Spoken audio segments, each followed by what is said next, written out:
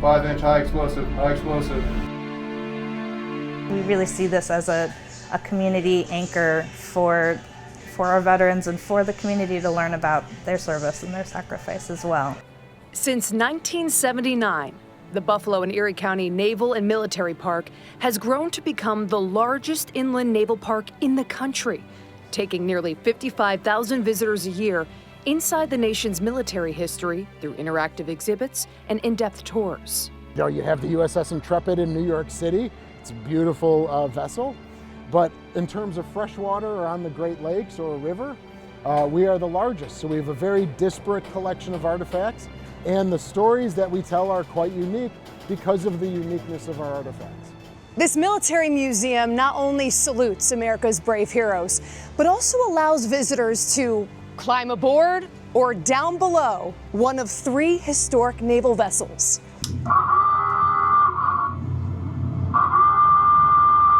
Dive, dive!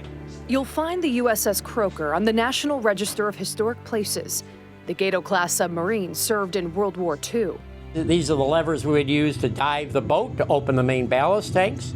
Docent John Radin served on a submarine much like the Croker.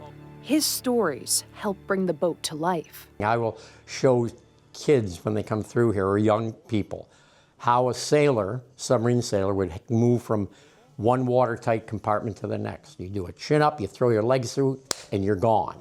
The Croker conducted 6 war patrols in the Pacific Theater. This boat is credited with sinking the Nagara, which is one of the ships that's credited with sinking the Juno, which the 5 Sullivan brothers served on. The Sullivan brothers died on November 13, 1942. It is considered the largest military loss by any individual American family during World War II.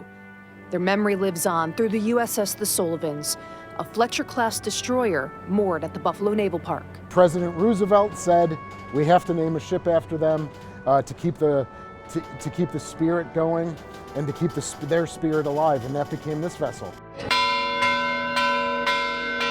Finally, at 610 feet long, the USS Little Rock is the largest vessel at the Buffalo Naval Park. This is the last Cleveland-class cruiser that was one of 27 constructed for World War II, and she is also the last guided missile cruiser of the converted ships. This is the only place in the world to see this technology. And if seeing it's not enough, you can go beyond the tour and spend the night. Families and kids get an opportunity to eat here in the mess deck. They get to go through the line, have a spaghetti dinner, they get full breakfast in the morning, they get to sleep in the places where the sailors used to sleep, they get to experience the ship just as the sailors and the Marines would have when they lived here and served aboard the Little Rock. From memorials and ceremonies to military reunions and reenactments, the Buffalo Naval Park maintains its mission. We're honoring the people who served here. If I can convey those stories and what it was like, educate, students come here. It's one of the things that I enjoy doing, educating them about World War II and the service that people did. Inspire, maybe somebody is inspired to do some kind of government service for this country. And preserve, you pay a fee to come here, and it helps preserve the ships, but it also preserves the memory of what they did, and hopefully they tell the stories that I've told.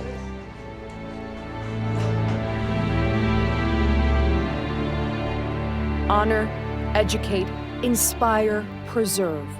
4 pillars to appreciate the U.S. Armed Forces. In Buffalo, I'm Jordan Orkis.